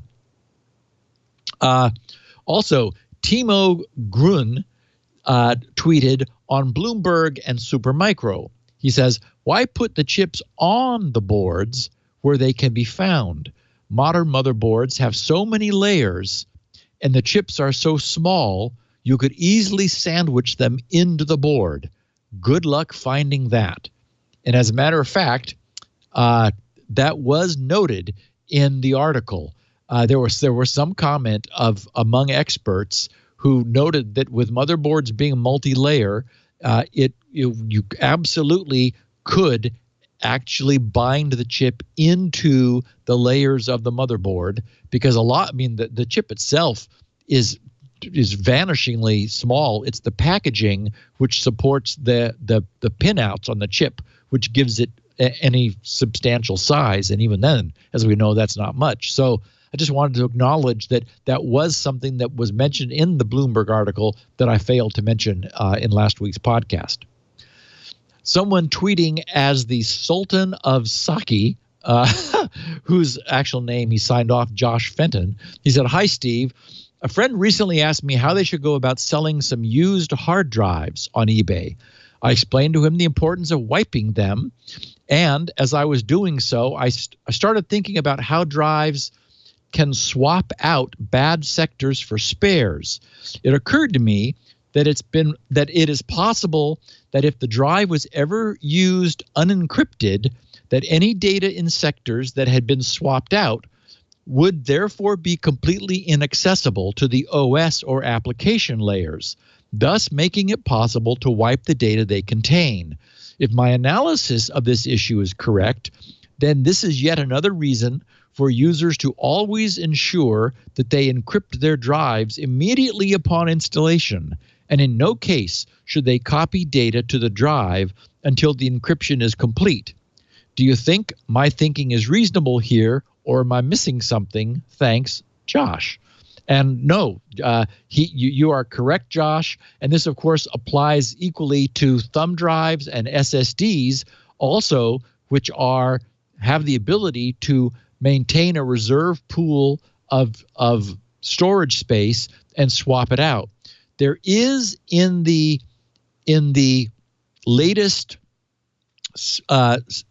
spec, which I will be programming to when I return to Spinrite 6.x work, there is a secure wipe feature, and I'll be looking at it closely to see whether the manufacturers have uniformly supported that as we would hope they have, and allow the secure wipe to also wipe sectors which have been spared out.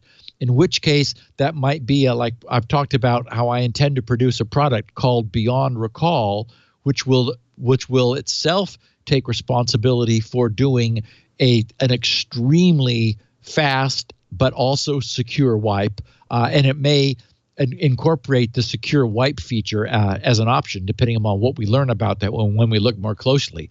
But it is absolutely the case that one way to avoid the problem is by using whole drive encryption, either as an add-on like BitLocker or down at the BIOS. As we know, all drives now have the ability to support a password. When you give the drive a password that the BIOS uses, then that drive is also doing whole drive encryption of itself. You would then want to make sure you remove the password, but in the process of removing the drive from the motherboard, then it will be passwordless and the drive will be secure. So that is another way to operate, is to take the trouble to put a password at the BIOS level. There are problems with doing that. You need to be careful about that. You need to, for example, if you're going to remove the drive for use outside, you need to remove the password from the drive in order to make the drive data accessible without the motherboard BIOS to provide the password. So you have to use that with some caution, but it can be done. Gary Napier asked, "Hey, Steve, thanks for all the great info. Do you know of any way to check your router to see if you are infected with VPNFilter?" And I would say, first of all, we know that it exists persistently. That we know that it was VPNFilter, which was found to now have 6 different means of providing persistence for itself. So rebooting the router won't help you. What I would do if you have any reason to suspect that the router model is one of those which is known to be vulnerable is I would reflash the BIOS. I mean, reflash its firmware using the latest one from its manufacturer and then immediately lock it down. So rather than, I mean, there's probably no good way without really digging in and looking into the file system. And even then, it's going to try to hide itself. I would just, go back to the factory, go back to factory settings, reflash the router, and then lock it down carefully. And of course, reflashing with the latest firmware may solve any known vulnerabilities at that time, but certainly then, by when I say lock it down, I mean close off any publicly accessible services that you're not actively needing. Okay, and I just did want to finish with a tweet from John McAfee for anyone who might have been worried after seeing this and experiencing the presidential alert message. Our friend John McAfee tweeted, "The presidential alerts, they are capable," he tweets, "of accessing the E911 chip in your phones, giving them full access to your, full access to your location, microphone, camera, and every function of your phone. This is not a rant. This is from me, still one of the leading cybersecurity experts. Wake up, people," tweets John. Wake up, people. Wake up, people. Anyway, for anyone who might be concerned, there is no E911 chip. There is a 911 function which does require that our phones provide location information for the 911 service to locate us. But that's the limit of it, and has got nothing to do with presidential alerts. The presidential alert, as Leo, you said correctly when we were discussing this at the top of the podcast before we began recording, is a broadcast, and it doesn't suddenly peg the instantaneous location of every U.S. citizen, all 300 plus million of us with cell phones. Yeah. So we know where you all are. Don't move. Thank you for the public service announcement, John, but not a problem. Yeah, the government wants to know where we all are. I guess it could be used to identify just where I am, right here. Steve, we'll get to Good Samaritans in a moment, but first a word from Wasabi. Wasabi! I'm not talking that hot horseradish dressing you get with your sushi. I'm talking about hot cloud storage. Do you know what hot cloud? You know what hot cloud storage is. Of course you do. You wouldn't. If you listen to this show, you know what hot cloud storage is. You got to, nowadays everybody's looking at putting their data in the cloud. The idea of moving your stuff to the cloud or duplicating your stuff to the cloud to make it available everywhere is, it's just the thing. It's the done thing. But one of a company's biggest concerns about this is security. Wasabi hot cloud storage is all about security. Security in the cloud is often greater than your on-site, on-premise storage. If you think about all the stories we hear all the time, that may not be so far-fetched. That hard drive in your closet may not be nearly as secure as Wasabi. And boy, is Wasabi there. 11 nines of durability, the highest possible. That means on average, you would lose one file at best every 649,000 years. Could be longer. Premier Tier 4 data center facilities, they're highly secure. They're fully redundant. This is a really nice feature that Wasabi offers. You can say this data is immutable. This data is not going to get changed or altered. That's very valuable for records that you never want changed, you never want destroyed, you never want accidentally encrypted by malware. No hackers, no malware. Even the biggest threat, of course, to data and data loss is yourself. It's HIPAA compliant. It's FINRA compliant. CJIS compliant. You get active integrity checking, where all objects stored are checked for integrity every 90 days. You're not sacrificing anything by moving to Wasabi. Wasabi is 80% cheaper and 6 times the speed. And the reason is, and you know the people who are behind Wasabi, it was created by David Friend, who is an old friend. David is kind of a legendary entrepreneur in the business. And he and his buddy created Wasabi. They have patents back when they were working at Carbonite. David was the founder of Carbonite. He and Jeff Flowers patented technology to write data to the disk sequentially as opposed to blocks, which makes it faster, lots, and more reliable. And it means it's a lot cheaper, too. And as a result, you can get Wasabi, Wasabi.com, faster and for less, plus features like that immutable data that make it super desirable. Experience Wasabi for yourself. With free unlimited storage for a month, go to Wasabi, Wasabi.com. Click the free trial link, enter the code security now. Frankly, I know if you're looking at cloud storage, you're looking at Amazon. You might be looking at others, Microsoft. I just want you to add Wasabi to the list. Just add it to the list of things you're going to check out. By the way, they don't charge you for egress, for file egress. Unlimited free egress. No charge for API calls. And 11.9's durability, immutable storage, data center redundancy, enterprise security, full encryption, HIPAA CJIS certified.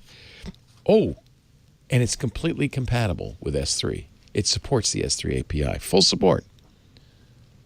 So they've got their own client, but it'll work with all that other stuff too. I think Wasabi is absolutely a must. You've got to check it out. Try it free for a month, unlimited storage, Wasabi.com. Then you can make the recommendation and be the hero. Wasabi.com. Use the code security now. And that'll let them know you heard it here. Thank you, Wasabi, for your support of Security Now. So, good Samaritans. So first of all, we know routers are a problem. Exactly how severe is the problem? A study was conducted recently by the American Consumer Institute, ACI, a U.S. consumer nonprofit. They found that 5 out of 6 home routers are inadequately updated for security flaws, leaving the devices and indirectly their users vulnerable to hacking. Not surprisingly, but still, 5 out of 6. The study, and I have a PDF link in the show notes, analyzed a sample, a relatively small sample, so that might make the study a little questionable, but 186 SOHO, small office, home office, Wi-Fi routers from 14 different vendors. So, they weren't looking for population as much as, here's 186 different makes and models of routers in use. What's their status? So 14 different vendors. They looked at the firmware version of the routers, which they looked at the firmware version the routers were running, and searched public vulnerabilities databases for known security flaws affecting each device's firmware. So again, we don't know that that's remotely executable. We just know that there's a security flaw that's known in the firmware which had not been patched for any one of these 186 routers. They wrote, in total, there were a staggering 32,003 known vulnerabilities found in that sample. So actually, I guess the small sample size helps to keep this under control. 186 routers from 14 different vendors found to collectively have 32,003 known vulnerabilities. They wrote, our analysis shows that of the 186 sampled routers, 155, which is 83%, so a little bit more than 4 out of 5, were found to have vulnerabilities to potential cyber attacks in the router firmware, with an average of 172 vulnerabilities per router, or 186 vulnerabilities per router for the identified 155 routers, that is, of the 83%. Of the total 32,003 security flaws, more than a quarter were vulnerabilities that received the two highest severity ratings of critical and high risk. Okay, so 3/4 of them weren't even critical or high risk. So they were, a technical vulnerability, but nothing you need to worry about critically. Still, 1/4 of 32,000 is what? 8,000. So still significant. They said our analysis shows that on average, routers contain 12 critical vulnerabilities. And of course, you only need one. 12 critical vulnerabilities and 36 high-risk vulnerabilities across the entire sample. So, a significant problem. Last week, news surfaced of a mysterious, as I said at the top of the show, I recall from my reading into this that he was Russian-speaking, a mysterious vigilante gray hat hacker who is patching people's outdated MikroTik routers.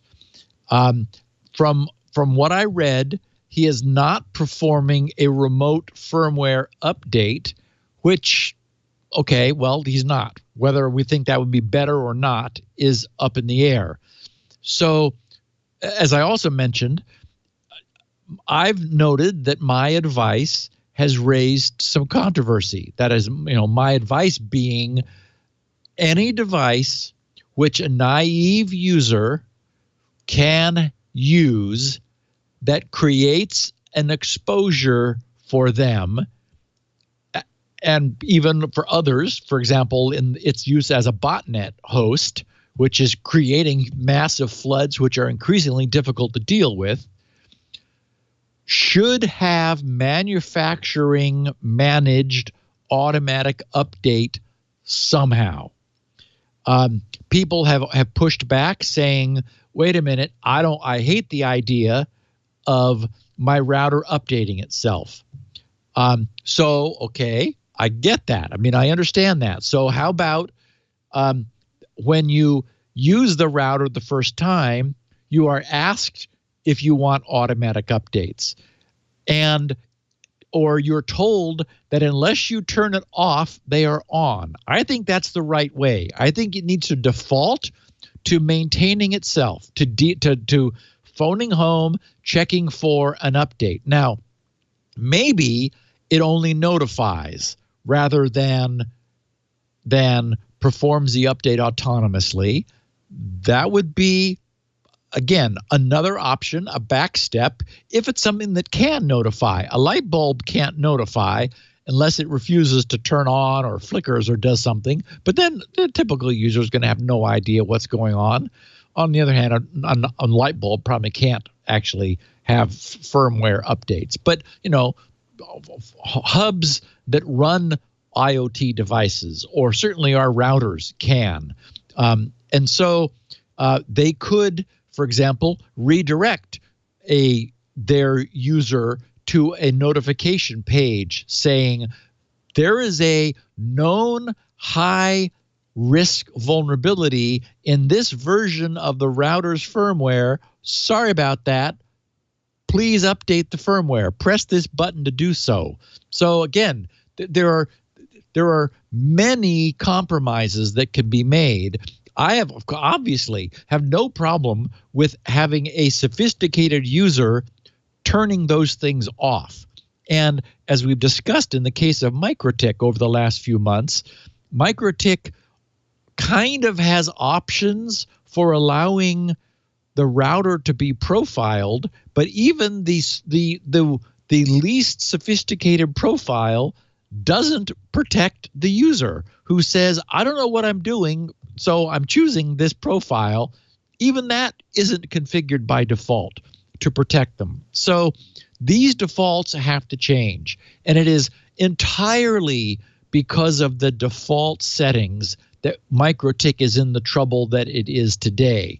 So now we have the case of a vigilante breaking the law, because it is absolutely, definitely, unequivocally against the law to hack somebody else's router without their knowledge or permission to, even if it's with the best of intents, and to help them.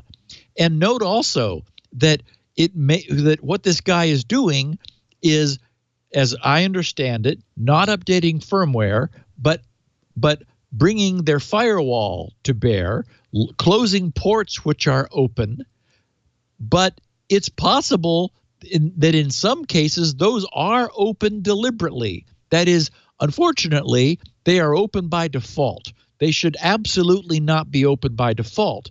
In that case, if they were open, they would be open on purpose, in which case closing them would probably break something. So the problem we have is that with it being open by default, a vigilante, as well-intended as they may be, is unable to determine whether or not, in fact, they are in use by somebody who needs remote access to a router, such that bringing up firewall rules to close them will break functionality which is needed. So it's a mess. Anyway, it got a lot of coverage in the press. And Leo, what do you think about the idea of, somebody coming along and fixing We've things? seen this before, and the chance of him doing something inadvertently bad are high, and it is highly illegal. And no, it's just not okay in any respect. Yep. No, how could you justify this at all? Yep. You're right. There are too many ways that it can go wrong. Yeah. So now, what if, however, MikroTik pushed out a firmware update? That's fine. So, Mr. Russian guy, go to MikroTik and help. I guess MikroTik doesn't have an automatic update facility, do they? No. Now, what if they took advantage of the flaw to do it? No, that would be wrong. Yeah, MikroTik can't. Now, if they're fine, I got one. What if they're fine? What if they popped up a message somehow? What if they used this technique to at least alert people that there was a flaw and that they could go get firmware updates? How about that? Wait, MikroTik or the Ruski? Not the Ruski. MikroTik. Okay. I guess it's a function of what the fine print of their license says. Yeah. If they, there are MikroTik routers that have auto update features, so they're not completely naive to the idea of updating their routers. They just don't have it on by default. Right. However, I should mention that I'm beginning to see reports from people who are saying that the updated firmware in various consumer routers is starting to offer auto update as an option. I see that all the time. Yeah. Yes. So yay for that. And again, I don't have to tell our users that, yes, turn that on. You want that. And the problem is, right now, none of our I'm not aware of a single router that notifies its user proactively. You log into the router, and for example, in the case of a Netgear, I have a couple Netgear routers. There's a flashing exclamation point saying, check for firmware updates, and it's like, oh, well, it would have been nice to be notified. Yeah. But we're not being notified. So I agree with you, Leo. If there was, if we gave them permission to do a browser page intercept and put up a page saying you've got obsolete firmware and it's obsolete in a bad way, that would be a service. I have a hard time imagining somebody being upset by that. But I should mention there are reports of people being infuriated that some random Russian guy has changed their firewall rules, as you can well imagine. Yeah. No, this is never okay. And don't think it is, kids. Yep. Knock it off. Well, Mr. G, I think we've come to the end of this edition. So it's bad Samaritan, not good Samaritan. Not good Samaritan. I don't think there's any conceivable case is a good idea. No. At the same time, it's nice to have 100,000 fewer vulnerable MikroTik routers. Maybe they're not vulnerable. We don't know what the guy did. True. Maybe they're more vulnerable. True. Right? True. Steve, you're always a breath of fresh air. I'm just teasing you. It's always a pleasure. And I know people wait all week to listen on Tuesday, 1:30 Pacific, 4:30 Eastern, 20:30 UTC. They wait all week for their Security Now fix. And actually, if you don't have time to do it live, and that live stream is at twit.tv/live, you can get downloaded editions. Steve has audio and transcripts you can download and read along as you listen at grc.com. That's where Spinrite lives, his bread and butter, world's best hard drive maintenance and recovery utility, plus a lot of other free stuff Steve gives away. Lots of information. grc.com. He's on Twitter at SGGRC. That's a good place to keep up with him. But also, if you wish to communicate with him, you can do it there via direct message. He accepts direct messages from anybody. I do. Though that's crazy, but he does. You can also go to grc.com/feedback and leave a message there. You can get audio and video files from us, twit.tv/SN. That's what the Security Now files are, twit.tv/SN. Or subscribe in your favorite podcast application. Details on how to do that, twit.tv/subscribe. Or, if you've got one, you know how to subscribe. Just search for Security Now, and that way you'll get it the minute it's available. Again, audio or video. Although, as Steve says, and I agree, who the heck wants to see us? But we show your picture of the week and stuff like that. There's stuff to see here. Yes. Yeah. Steve, have a great week, and will do, my friend. We'll see you next time. Righto. Bye. Security.